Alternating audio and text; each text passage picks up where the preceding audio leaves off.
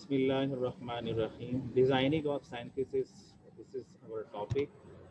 और जो लेक्चर है लेक्चर 5 और डिज़ाइनिंग ऑफ सिंथेसिस का लेक्चर 3 है और ओवरऑल हमारा लेक्चर 5 है। इसमें हम जो टॉपिक्स हैं सम गाइडलाइंस। लास्ट टाइम हमने डिस्कस किया था guideline for designing of synthesis reaction should be in mind और guideline for good disconnection, symmetry, recognizable starting materials and available compounds. ये कुछ चीज़ें हमने देखी थी in two last lectures. Now we are going to discuss this lecture some guidelines. Sir आपकी आवाज बहुत स्लो आ रही है। अच्छा, some guidelines, guideline 1 and guideline 2. Uh, there are two guideline 3, 4, 5, 6 ये हम फर्दर डिस्कशन करेंगे। इस लेक्चर में गाइडलाइन 1 और 2 we will discuss.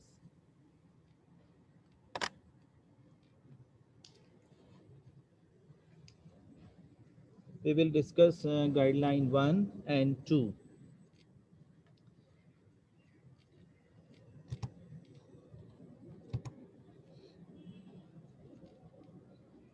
This is the lecture 5, designing of synthesis 3. Designing of synthesis 3, in which we will discuss guideline 1 and 2.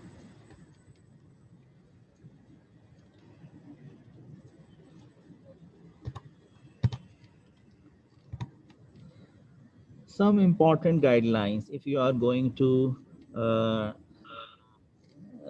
analyze the compounds by disconnection approach or FGI, functional complementary conversion, then you should be in mind some guidelines. They are helpful in disconnection. Guideline 1. What is the guideline 1? What is the important point in disconnection of the compound? Consider the effect of each functional group. Every group, every functional group which is attached with aromatic compounds or aliphatic compound, especially aromatic compound, it has some effect. Uh, Especially in our aromatic compound, it has two type of effect. Like direction. Direction means ortho, para directing group or meta directing group, as well as the reactivity.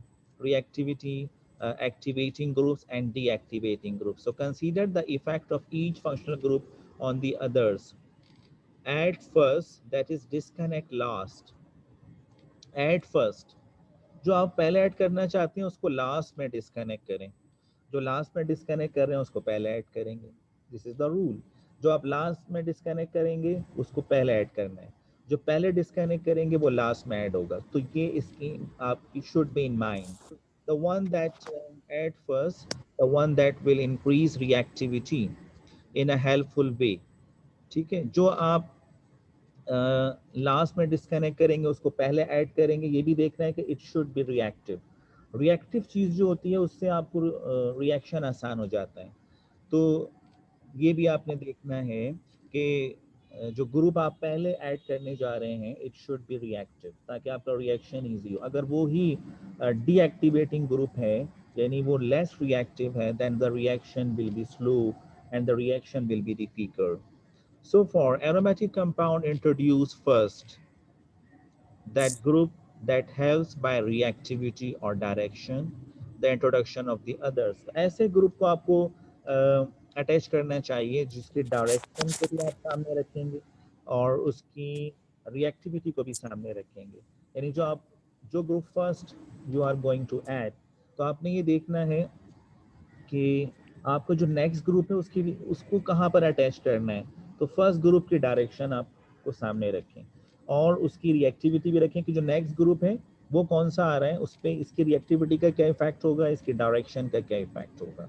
तो first group is always very important in aromatic system. Let's suppose one example.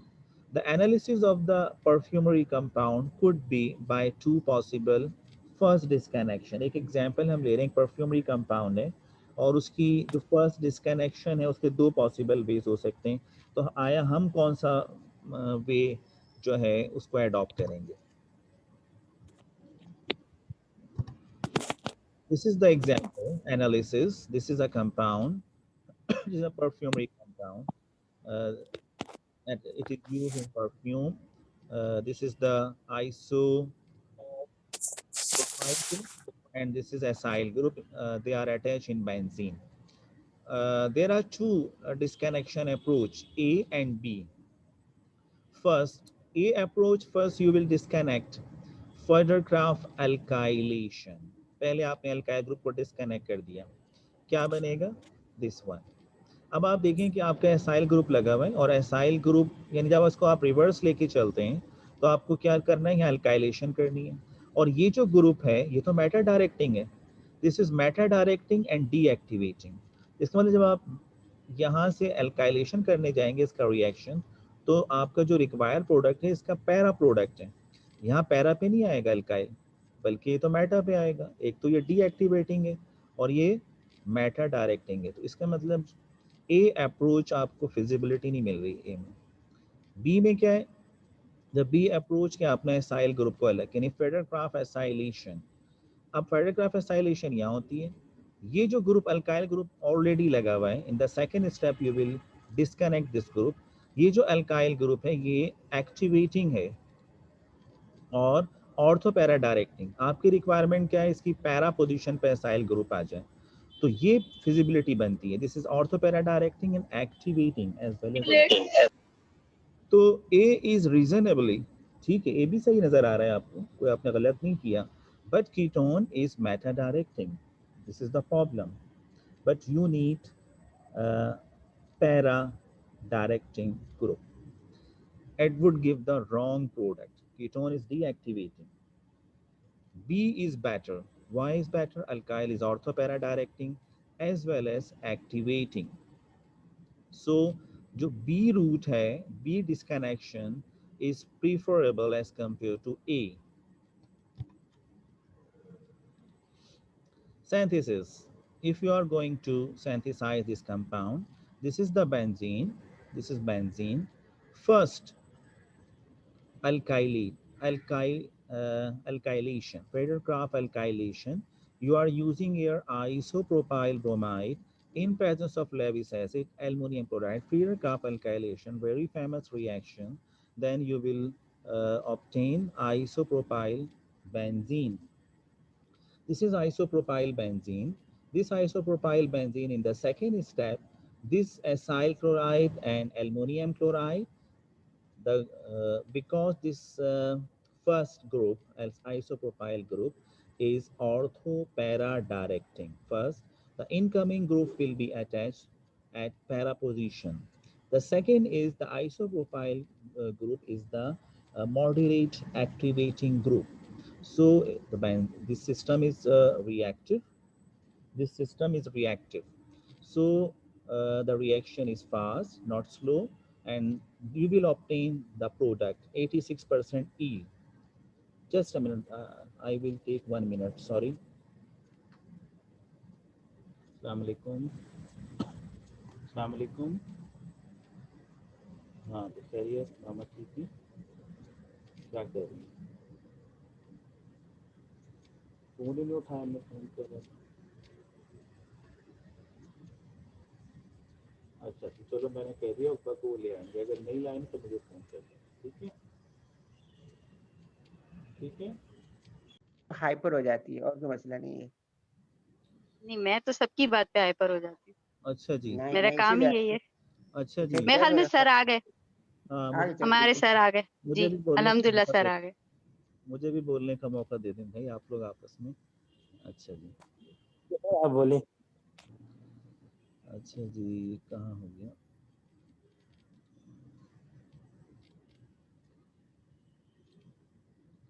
कहाँ बात चल रही थी?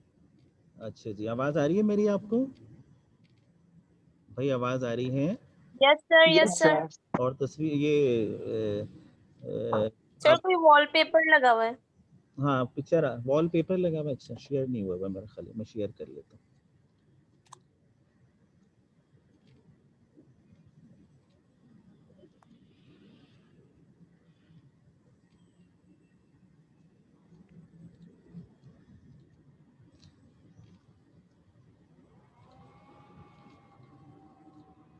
जी आ रही है आपको, slide नजर आ रही है? जी यस सर। अच्छा बस ठीक है, सही है। तो हम बात कर रहे थे यहाँ पे, मैं एक मिनट देख लूँ ये रिकॉर्ड हो रहा है नहीं हो रहा। ठीक है, रिकॉर्डिंग हो रही है। असल में टाइम आप लोगों का ऐसा है, नमाज के टाइमिंग क्लासेस होती हैं, बड़ा मुश्किल हो जाता है। अच्छा जी, तो हम बात कर रहे थे कि यहाँ पे पहले अल्काइलेशन हो गई और अल्काइलेशन के बाद एसाइलेशन हो गई। Alkyl group give para ketone, एक तो ये हमें पैरा पोजीशन पे कीटोन मिल रहा है ड्यू टू स्टेरिक हिंड्रेंस। अच्छा, अब ये अल्काइल ग्रुप जो है ये ऑर्थो पैरा डायरेक्टिंग है, ऑर्थो पे भी देगा पैरा पे भी, लेकिन ये जो आइसो प्रोपाइल इतना बड़ा ग्रुप है, ऑर्थो पे जो है ना ये फेवरेबल नहीं है और पैरा पे फेवरेबल है, तो आपको यहाँ पे सिंगल प्रोडक्ट ही मिलेगी। ठीक है ना, सिंगल प्रोडक्ट ही मिलेगी, ऑर्थो नहीं बल्कि पैरा ही मिलेगी। तो ये हमारे लिए ज़्यादा बेहतर है कि हम पहले अल्काइलेशन करवाएं फिर एसाइलेशन करवाएं। तो बी फेवरेबल ऑलवेज। तो ये है कि जब हम डिस्कनेक्शन करने जा रहे हैं, जैसे मैंने आपको पहले बताया कि देयर आर टू ऑप्शन, तो हमने देखना है कि जो ग्रुप्स हैं उनके इफेक्ट क्या हैं, कौन सा रिएक्टिव है, कौन सा लेस रिएक्टिव है, कौन सा ऑर्थो पैरा डायरेक्टिंग है, कौन सा मेटा। ये सारी चीज़ें हमारे माइंड में, डिस्कनेक्शन और सिंथेसिस कोई ऐसे नहीं चल रहा है कि बस जैसे चाहे कर लिया। ये सारी की पॉइंट्स हैं, हमें केमिस्ट्री आनी चाहिए। ठीक है ना। सर एक क्वेश्चन है सर, जी जो बना तो सिर्फ एक ही प्रोडक्ट बनती है ना, पैरा पे बनती है तो आर्थो पे बनती नहीं है, तो इसकी जो यील्ड होती है वो तो 100% होनी चाहिए ना, फिर 80 पे क्यों में है सर? भाई 100% तो कोई जिंदगी में कोई चीज़ नहीं है। आप 100% हो सकते हैं किसी चीज़ पे, नहीं कोई भी सर। कभी भी प्रोडक्ट 100% नहीं होती, चाहे वो एक ही बन रही हो, ये याद रखें जहन में। ठीक है सर ना। रीजन उसकी क्या है? 100% रीजन ये है कि कभी कोई आइडियल हो सकता है।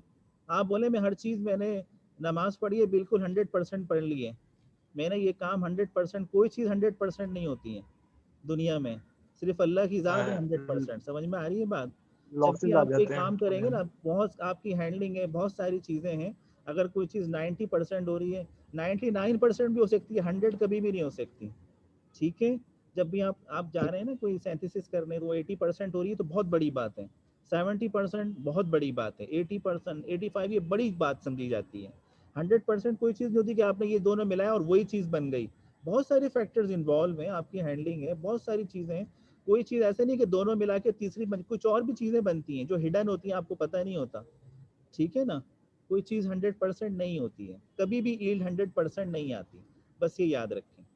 अच्छा जी, अनदर ओके। एग्जांपल, एक और एग्जांपल हम लेते हैं। Some functional group are so deactivating. बड़ी इंपॉर्टेंट बातें मैं आपको बता रहा हूँ ये, ठीक है ना।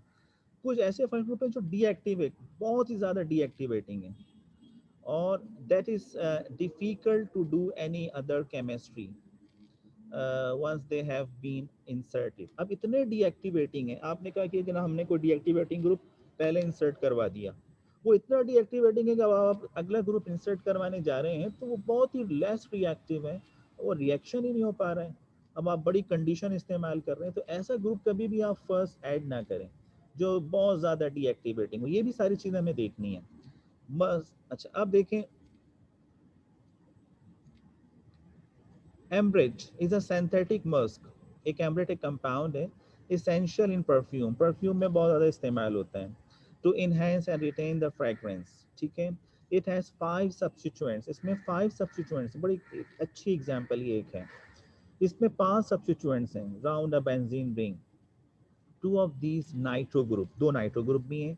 और नाइट्रो ग्रुप क्या होते हैं? दे आर सो डीएक्टिवेटिंग, यानी एक नाइट्रो ग्रुप लग गया बेंजीन में तो बेंजीन सिस्टम डीएक्टिवेट हो गया, फिर दूसरा लगा दिया आपने तो और ज्यादा डीएक्टिवेट हो गया ना। That we want to add them last. अब हमें क्या करना चाहिए? इनको लास्ट में ऐड करना चाहिए। अब ऐसा सिस्टम है जिसमें नाइट्रो ग्रुप 2 लगे तो हम इनको पहले ही ऐड कर लेंगे, तो अभी 3 सब्स्टिट्यूएंट्स और भी ऐड करने हैं, तो बहुत डीएक्टिवेटिंग सिस्टम हो जाएगा, उनका इफेक्ट भी चल रहा होगा, उनकी रिएक्टिविटी भी जो है उसका असर भी हो रहा होगा। तो ऐसे ग्रुप्स को हम लास्ट में ऐड करना चाहिए। So we disconnect them first, पहले इनको डिस्कनेक्ट करेंगे लास्ट। इसका जब पहले डिस्कनेक्ट का मतलब ये है कि हम इनको लास्ट में ऐड करेंगे। तो ये सारी की पॉइंट्स हैं। फॉर एग्जाम्पल अब देखें, ये वो मस्क एम्ब्रेट एक कंपाउंड है और ये मस्क एम्ब्रेट जो है इसमें 5 सब्स्टिट्यूएंट्स हैं। 2 नाइट्रो ग्रुप नजर आ रहे हैं, एक मिथाइल नजर आ रहा है, एक आइसो ब्यूटाइल नजर आ रहा है आपको, एक मिथॉक्सी ग्रुप नजर आ रहा है। ठीक है ना, ये एक मिथॉक्सी ग्रुप नजर आ रहा है। अब ये 5 आपके पास सब्स्टिट्यूएंट्स हैं। अब आपने क्या किया, अब यहाँ आपने पहले नाइट्रेशन 2 नाइट्रो ग्रुप को आपने डिस्कनेक्ट कर दिया, इसका मतलब आप इसको लास्ट में ऐड करेंगे। अब ये दोनों नाइट्रेशन हुई, नाइट्रेशन, और दोनों ग्रुप आपने यहाँ पे डिस्कनेक्ट कर दिए दोनों। अब ये कंपाउंड आ गया आपके पास। जब ये कंपाउंड आया, अब इसमें 3 सब्स्टिट्यूएंट्स हैं।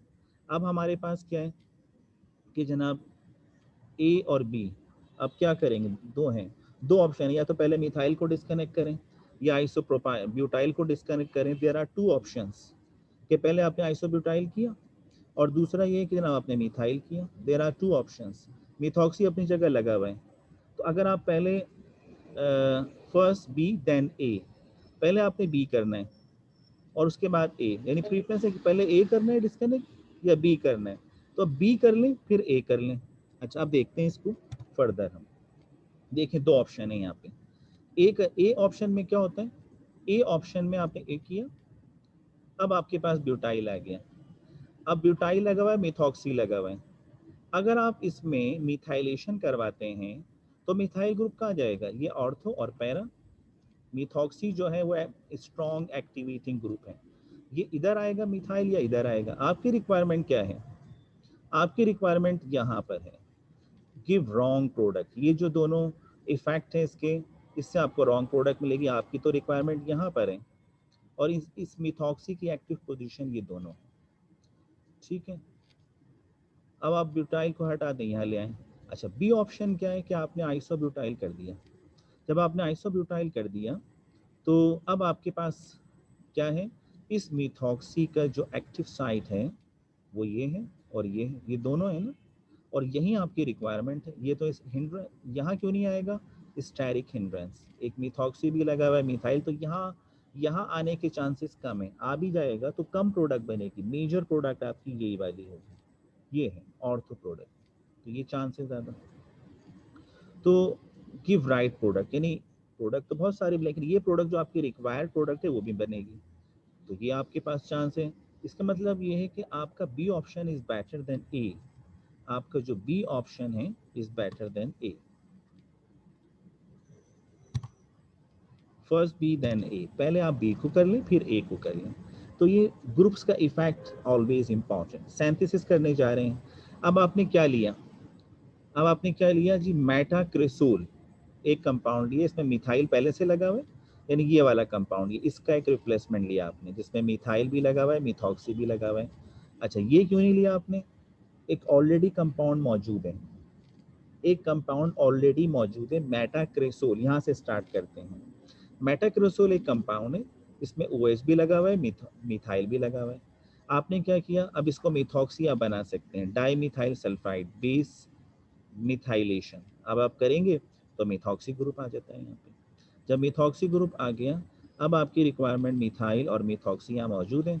अगला आपका जो रिक्वायरमेंट है वो isobutyl group, tertiary butyl chloride आपने इस्तेमाल किया, एल्युमिनियम क्लोराइड यानी फीडर क्राफ अल्काइलेशन। आने वाला ग्रुप कहाँ आएगा, आने वाला ग्रुप यहाँ भी आ सकता है, but this is steric hindrance in between 2 group, आएगा कम आएगा, 5% ईल्ड हो सकती है, 8% ईल्ड हो सकती है। दूसरा ऑप्शन क्या है, यहाँ भी आ सकता है, दिस वन, ये भी है, लेकिन यहाँ भी ईल्ड हो सकता है 15 और 20 की, या मिथाइल लगा हुआ है या खुद मिथॉक्सी लगा हुआ है। तो ये और ये दोनों ऑप्शन हैं। आपकी रिक्वायरमेंट ये है तो यहाँ पे आ जाएगा, ठीक है। जो आपकी रिक्वायरमेंट है वो यहाँ पर, जो आपकी रिक्वायरमेंट है वो पूरी हो जाएगी, यहाँ भी आ जाएगा। अब ये आइसोब्यूटाइल ग्रुप यहाँ पे आ गया, ortho not para, ortho not. अब आप अगर पैरा पे भी आ गया है तो वो आप उसको नहीं लेंगे, बल्कि ऑर्थो वाला लेंगे। ऑर्थो वाले को अगर पैरा वाला बन भी गया तो ऑर्थो वाले को हम आइसोलेट कर लेंगे बाय कॉलम क्रोमेटोग्राफी और एनी अदर वे। उसके बाद आता है आपके पास नाइट्रिक एसिड, ठीक। अब आपको नाइट्रेशन, लास्ट में जाके नाइट्रेशन करवा रहे हैं। ये सारे आपके और एक्टिवेटिंग ग्रुप लगे हुए हैं, ये भी एक्टिवेटिंग, ये भी एक्टिवेटिंग, ये भी एक्टिवेटिंग। अब जो नाइट्रिक एसिड से आप रिएक्शन करवाएंगे तो अब आपकी जो एक्टिव पोजीशन है वो ये रही, this is the active position, this one methoxy के लिहाज से, और पैरा पोजीशन ये रही, इसकी ऑर्थो पोजीशन ये रही। तो ये दोनों पोजीशन एक्टिव हैं अच्छी खासी। तो आने वाला ग्रुप यहाँ भी आ जाएगा और यहाँ भी आ जाएगा, दोनों ग्रुप पे आ सकते हैं, ठीक है। Guideline 2, changing one functional group into another. Sir इसके साथ आइसो के साथ लगा वहां नहीं जा सकता नाइट्रो ग्रुप? कहाँ नहीं जा सकता? इधर इसके हाँ यहाँ पर सर जा सकते हैं। मैंने आपसे कहा ना 100% कोई चीज नहीं है।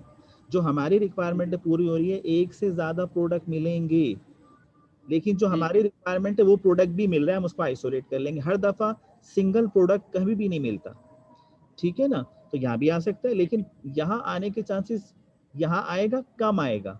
क्यों? यहाँ एक बड़ा ग्रुप लगा हुआ है ये रहा, तो आपका ज्यादातर प्रोडक्ट यही वाला बनेगा, ठीक है ना? हम उसको फिर अमूमन सिंथेसिस में सिंगल प्रोडक्ट नहीं होता, सॉल्वेंट से हम उसको अलग कर लेते हैं, क्लोरम के जरिए उसको अलग कर लेते हैं, बादों का सिंगल बन रहा होता है, हम उसको क्रोमेटोग्राफी से अलग कर लेते हैं। तो हर जगह सिंगल प्रोडक्ट नहीं मिलता, मिलेगा, लेकिन जो केमिस्ट्री ये कहती है, केमिस्ट्री कि हमारा जो मेजर प्रोडक्ट होगा वो ये होगा, हमेशा हम मेजर प्रोडक्ट की तरफ जाते हैं, ठीक है?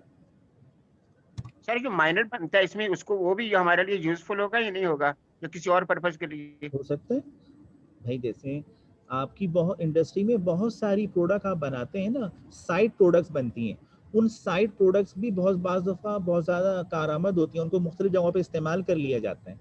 सोडियम हाइड्रोक्साइड बनाने जा रहे हैं, सोडियम क्लोराइड जो है सल्फ्यूरिक एसिड बनाने जा रहे हैं जी, तो जनाब वहाँ पे सोडियम सल्फेट भी बन रहा है। अच्छा, ये सोडियम सल्फेट मुख्तलिफ जगहों पे भी, वो साइड प्रोडक्ट्स कहीं की रिक्वायरमेंट होती हैं, वो वहाँ चली जाती हैं। समझ में आ रही है? क्लोरीन गैस बन रही है, क्लोरीन गैस कहीं और की रिक्वायरमेंट होती है, तो अगर आपका कुछ मटेरियल ऐसा बन रहा है वो कहीं और इस्तेमाल हो जाता है, वो भी काम का होता है। अच्छा जी, guideline 2, changing one functional group into another may alter reactivity. बाज़ औक़ात एक फंक्शनल ग्रुप को दूसरे में तब्दील करके हम करते हैं, रिएक्टिविटी बदल जाती है, इफेक्ट बदल जाता है। कोई ऑर्थो पैरा डायरेक्टिंग ग्रुप है, आपने चेंज कर दिया, अब वो पैरा डायरेक्टिंग हो गया। अच्छा, आपने एक ग्रुप था वो डीएक्टिवेटिंग था, आपने चेंज किया, एक्टिवेटिंग हो गया। तो बाद दफ़ा ऐसा भी आप कर लेते हैं अपनी रिक्वायरमेंट के लिहाज से, changing an alcohol phenol to a tertiary butyl ether, ठीक है? अल्कोहल फिनोल को आप tertiary butyl ether, increase steric hindrance. अगर आपने अल्कोहल और फिनोल है, OH लगा हुआ है, आपने उसको टर्शियरी ब्यूटाइल ईथर बना दिया, जैसे अभी मिथॉक्सी हमने देखा था, तो ये ब्यूटाइल बड़ा ग्रुप है, तो अब आपने क्या किया, आपने स्टेरिक हिंड्रेंस बढ़ा दी, उसकी ऑर्थो पोजीशन ब्लॉक हो जाएगी। ऑर्थो पोजीशन पे आपको चाहिए नहीं, आपको पैरा पे चाहिए, अब ऑर्थो पे भी आएगा, पैरा पे भी आएगा। अगर आप फिनोल इस्तेमाल करते हैं लेकिन टर्शियरी ब्यूटाइल ईथर इस्तेमाल करते हैं, तो ऑर्थो वाली साइड ब्लॉक हो गई है, हिंड्रेंस हो गई है, वहाँ कम आएगा, पैरा पे ज़्यादा आएगा, आपकी मेजर प्रोडक्ट पैरा वाली बनेगी। एक बार alcohol and aldehyde are easily interconverted by redox reaction. Alcohol को आप ऑक्सीडाइज करेंगे, एल्डिहाइड में कन्वर्ट हो गया। अब अल्कोहल यानी OH जो है, फिनोल जो है, जैसे ये है, ये इलेक्ट्रॉन डोनेटिंग है, और एल्डिहाइड जो इलेक्ट्रॉन विथड्रॉइंग है, बिल्कुल रिवर्स हो गया मामला। नाइट्रो ग्रुप जो है वो इलेक्ट्रॉन विथड्रॉइंग है, इसको रिडक्शन किया, NH2 में कन्वर्ट किया, तो ये इलेक्ट्रॉन डोनेटिंग हो गया, यानी ये डीएक्टिवेटिंग है, ये एक्टिवेटिंग हो गया, ये मेटा डायरेक्टिंग है, ये ऑर्थो पैरा डायरेक्टिंग हो गया। तो आपने रिवर्स कर दिया मामला, अपोजिट कर दिया। तो ये भी आप कर सकते हैं, ये सारी टैक्टिक्स हैं जो हमारी सिंथेसिस में काम आती है। एग्जाम्पल देखते हैं इसके। आप देखें ये कंपाउंड है, ये रहा टेट्राक्लोरो कंपाउंड, इसमें 1 क्लोरीन 3 क्लोरीन यहाँ है, तो 4 क्लोरीन वाला एक कंपाउंड है। अब आपने क्या करते हैं, आपने पहले फंक्शनल ग्रुप इंटर कन्वर्जन की, इसको मिथाइल में कन्वर्ट कर दिया, इसकी क्लोरीनेशन हुई थी जिससे ये CCl3 में कन्वर्ट हो गया था, ठीक है? दूसरा काम आपने क्या किया, फिर दोबारा से क्लोरीनेशन की, है ना, और ये क्लोराइड हटा दी, ये टोलुइन में कन्वर्ट हो गया। अब हम क्या बात करने जा रहे हैं यहाँ पे, we must change CCl3 meta directing group into a ortho para directing group, ठीक है?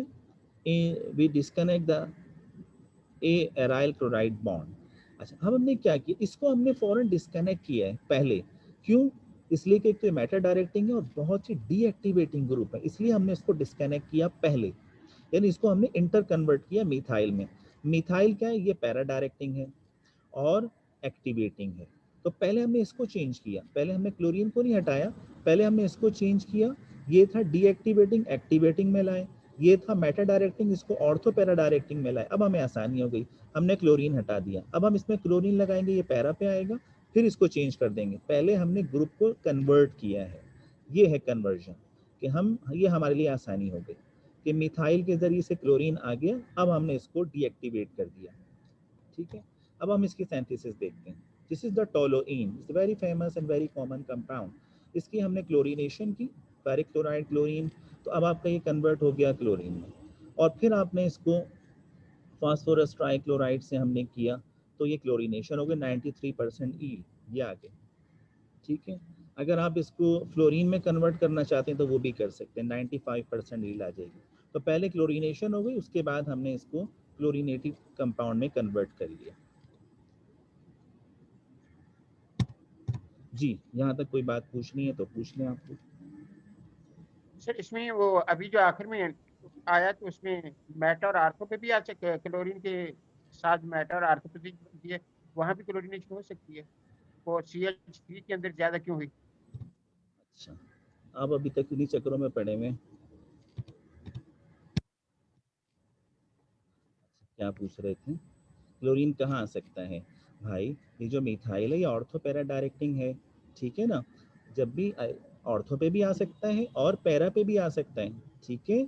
ये ऑर्थो पे भी आएगा और पैरा पे भी आएगा, अलग अलग। हम पैरे वाले को आइसोलेट कर लेंगे, ऑर्थो वाला हमारे काम का नहीं है, किसी और के काम का होगा उसको दे देंगे, पैरा वाला अपने से अपना काम चला लेंगे।